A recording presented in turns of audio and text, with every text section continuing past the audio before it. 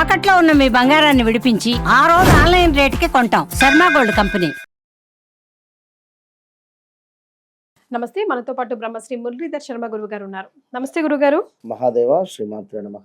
గురుగారు, డబ్బు అందరం సంపాదిస్తామేమో, కొద్దో గొప్ప జీవితం గడవాలి కదా. కానీ ఇదివరకు మన అమ్మమ్మ, నానమ్మ, బామ్మల కాలంలో పోపు డబ్బాలో సేవింగ్స్ ఉంటాయి చూసారా, ఆ సేవింగ్స్ దాకా కూడా ఈ రోజుల్లో డబ్బు వెళ్ళట్లేదండి. సేవింగ్స్ అంటే దాచుకోవడం అన్నది అస్సలు కుదరట్లేదు. సో వచ్చిన డబ్బుని కొంచెమైనా మేము దాచుకోవాలంటే ఎలా, ఏం చేయాలి అని అడుగుతున్నారు. ఇప్పుడు మీరు అన్నటువంటి గమ్మత్తైనటువంటి విషయము, పోపు డబ్బాలలో నిజంగా ఇవి అక్కడ డబ్బులు దాయడము అంటే ఇంట్లో మా అమ్మగారు కూడా దాచేవారు అక్కడ. సో తెలియకుండా అంటే స్కూల్ వయసు అప్పుడు నా 4th 5thలో 10 రూపీస్ 5 రూపీస్ మన అప్పుడు పైసలు కూడా అప్పుడు 5 రూపీస్ నోట్స్ బాగుండేది. అక్కడ నుంచి స్టార్ట్ 20 పైసా ఉండేది. నాకు తెలుసు 20 పైసా చెల్లింది.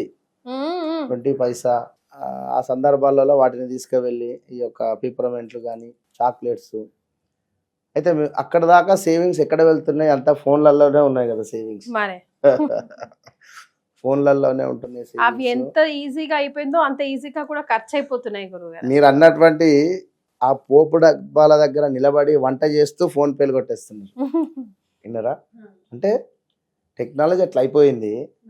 సో మనీ కూడా నిలవకుండా ఆ విధంగానే వెళ్ళిపోతుంది. మనకు వాస్తవానికి కూడా ఇదే మీరు అన్నటువంటి పాయింట్ ఆఫ్ వ్యూలో కిచెన్కు సంబంధించినటువంటి ఒక అద్భుతమైనటువంటి రెమెడీ చెప్తాను ఇప్పుడు నేను ఈ యొక్క వీడియోలో. ఇది ఎవరైతే చేస్తారో 41 రోజులలోనే, జస్ట్ 41 డేస్లోనే వీరికి రిజల్ట్ అనేటువంటిది కనబడుతుంది. ఇది 100% సత్యం, ఓపెన్ ఛాలెంజ్. ఇక మంగళవారాలు ఎవరికి డబ్బులు అనేటువంటిది ఇవ్వకూడదు. మంగళవారాలు ఇంట్లో పప్పుకు సంబంధించింది చేయొద్దు, కొనకూడదు, కొనొద్దు, వండొద్దు కూడా, ఏ పప్పు అయినా. సో మంగళవారం కుజుడు కదా, మరి కుజునికి సంబంధించింది నేను ఆ యొక్క అదేమిటి శనగపప్పు కానీ లేదా కందిపప్పు కానీ నేను చెయ్యను, పెసరపప్పు చేస్తాను అంటే, మైసూర్ పప్పు చేస్తాను అంటే చెప్తున్నా. అట్లా ఏ పప్పు చేయకూడదు ఈరోజు కుదిరితే దీపారాధన మంగళవారం రోజు ఇంటి యజమాని చేయాలి ఖచ్చితంగా. మంగళవారం కానీ శుక్రవారం కానీ ఇంటి యజమాని ఎవరైతే ఉన్నారో వారు దీపారాధన చేయాలి.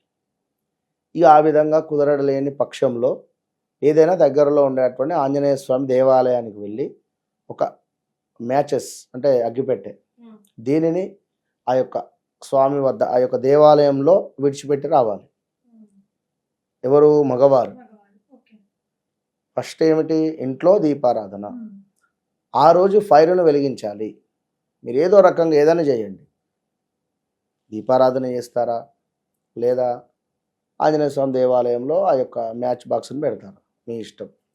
సో జన్మజాతక రీత్యా కొన్ని దశలు అంతర్దశలలో మనం జన్మించినటువంటి సమయానికి ఈ యొక్క సేవింగ్స్ అనేటువంటిది ఎక్కడ మనకు ముఖ్యంగా 8వ భావం, 8వ భావం కానీ మనకు 6వ భావం కానీ అంటే నిల్వ మనకు 11వ భావాలు చూస్తారు. ఈ అధిపతులు ఎప్పుడైతే కొంతమేర మనకు ఇబ్బందిగా ఉంటుందో జాతకరీత్యా, ఇప్పుడు చూడండి తల్లి, ఉదాహరణకు సింహరాశి వారు ఉన్నారు, సింహరాశి వారు, వృశ్చిక రాశి వారు ఉన్నారు. ఈ రెండింటిని చెప్తాను ఇప్పుడు. 2021 లేదా 22 వేసుకుందాం. 22 జనవరి ఫిబ్రవరి నుండి 2024 3వ నెల 4వ నెల వరకు వీరికి జరిగినటువంటి బ్యాడ్ ఈవెంట్స్ వారి గుండెకు తెలిసి ఉండాలి. ఓకే, వృశ్చిక రాశి వారికి చెప్పేది నేను. ఎవరికైతే ఎక్కడైతే ఇన్వెస్ట్మెంట్స్ చేశారా, జాబ్ రిలేటెడా, డబ్బు లాస్ అయి ఉన్నారా, మ్యారిటికల్ లైఫ్లో ఇబ్బందుల, స్థాన చలనాల, ప్రదేశ మార్పుల, మనం ఎంత 100% జాబ్లో వారికి రిజల్ట్ ఇచ్చినా కూడా మనం చేసినటువంటి వర్క్ వారికి నచ్చక మనకు ఇంకేదైనా కానీ మనం బాగానే ఉంటాం, మనతో ఉండేటువంటి వారు బాగానే ఉంటారు, మనతో ఉండేటువంటి వారు మన గురించి చెడుగా వారికి చెప్పిన దాఖలాలు కావచ్చు. వృశ్చిక రాశి వారు సో 22, 23, 24లో ఆ పరిస్థితి. ఇక 24 ఆగస్టు నుండి సింహరాశి. వృశ్చిక రాశి వారు ఆల్రెడీ అనుభవం చెందున్నారు. సో సింహరాశి వారికి ఇప్పుడు నిల్వధనం ఏదైతే ఉందో అది ఖర్చు అవ్వడం కానీ, లేదా ఆకస్మికమైనటువంటి ధనం రావడం కానీ, లేదా కొంతమేర నెగిటివ్ ఏర్పడడం కానీ. మనం ఎప్పుడైతే ఒక కారు కొనుక్కుంటామో, ఎప్పుడైతే ఒక అపార్ట్మెంట్ తీసుకుంటామో, అద్భుతంగా మనము అంటే వైరల్, ఇప్పుడు ఎక్కువగా వైరల్ అయితే ఏమవుతుంది, అఘోరి అందరూ అఘోరి కనబడగానే అబ్బా అద్భుతం అని చెప్పి అన్నారు. సో వీడియోలు వేసి వేసి వేసి వేసి లాస్ట్కు తీసుకపోయి జైలు వారేసింది. అంటే అతి వినయం దురత లక్షణమా, లేదా అంటే మనం ఎంతలు ఉండాలనో అంతలు ఉండాలి, అది ఏ పని అయినా కూడా. సో మనీ రిలేటెడ్ విషయంలో కూడా ఇప్పుడు ఈ సింహరాశి వారు కానీ, ఇప్పుడు ఇందాక చెప్పినటువంటి వృశ్చిక రాశి వారికి కానీ అంటే జాతకరీత్యా కొంత గురుబలము శని బలము లేకుండా ఉంటే డబ్బు అనేది మనకు నీళ్ళలాగా ఖర్చు అయిపోతుంది. మరి ఆ సందర్భాలలో మనం సత్కర్మలు చేసుకోవాలి. ఆ సత్కర్మలు ఏమిటి అనేది వారి జాతకాన్ని చూస్తే అర్థమవుతుంది. సో ఏది ఏమైనప్పటికీ కూడా మాకు జాతకం లేదు, మాకు ఏదీ లేదు, మా ఇంట్లో ఎప్పుడు ఇంతే అని అనుకునేటువంటి వారు ఒక 2 గాజు బౌల్స్ తీసుకోండి. అంటే గాజు గ్లాసెస్ లాగా ఉండేటువంటివి ఒక 2 గాజువి. మనం ఇప్పుడు ఇంట్లో ఈ యొక్క పసుపు కానీ, సాల్ట్ కానీ, కారం కానీ ఇంత మామూలు డబ్బాలలో పోసి పెట్టుకుంటాం. ఆ విధంగానే గాజువి 2 తీసుకోండి. 2 ఒకే సైజులో ఉండేటువంటివి. వీటికి ఇందులో సాల్ట్ నింపండి. రెండిట్లో కూడా కలుపు లేదు, మామూలు సాల్టే నింపండి. అందులో మామూలు సాల్టే నింపండి. ఇందులో ఒకటే సమయానికి మామూలు సాల్ట్ నింపి మన ఇంట్లో ఆగ్నేయ మూలలో పెట్టండి. ఆగ్నేయ మూల అంటే మనకి ఎట్లాగూ అక్కడ స్టవ్ ఉంటుంది. సో ఆ మూలలో ఈ యొక్క 2 జార్లు పెట్టండి. ఏ వారంలో గురుగారు? మంగళవారం కానీ శుక్రవారం కానీ 2 జార్లను అక్కడ పెట్టండి. పెట్టి ఒకటే జార్ను వాడండి. ఆ జార్ను టచ్ కూడా చేయొద్దు.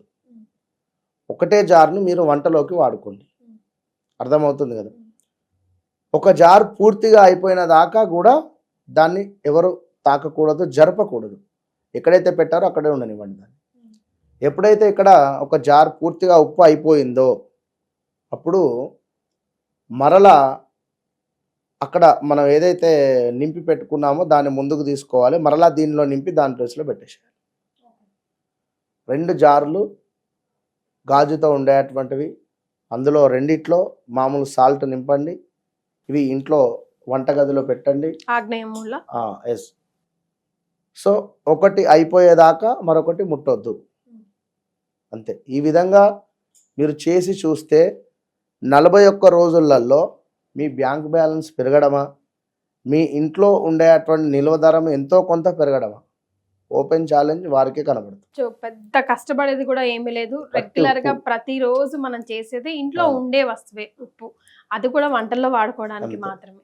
సో చేసి చూడండి రెమెడీ. గురుగారు ఓపెన్ ఛాలెంజ్ చేస్తున్నారు 40 days లోనే, 41 రోజులలో వారికి రిజల్ట్ కనబడుతుంది. సో కమెంట్ చేసి చెప్పండి మీకు ఎలా అనిపించింది. థ్యాంక్ యూ సో మచ్ గురుగారు, ధన్యవాదాలు.